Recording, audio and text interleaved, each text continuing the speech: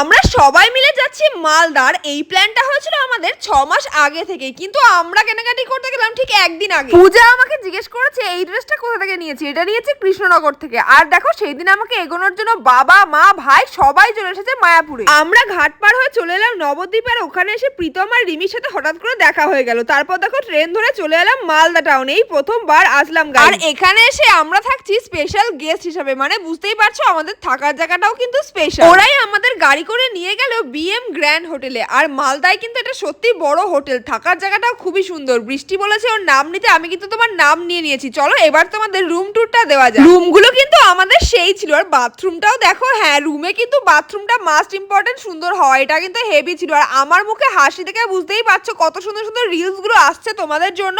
এইবার সকালবেলা দেখো এখানে কিন্তু চায়ের ব্যবস্থা নিজেরাই করে নিয়েছি আমরা। তো বাকি ডিটেলস কিন্তু পরের ভিডিওতে দিচ্ছি। অবশ্যই চ্যানেলটাকে সাবস্ক্রাইব করো আর নিচে দেখে এসো ভিডিও।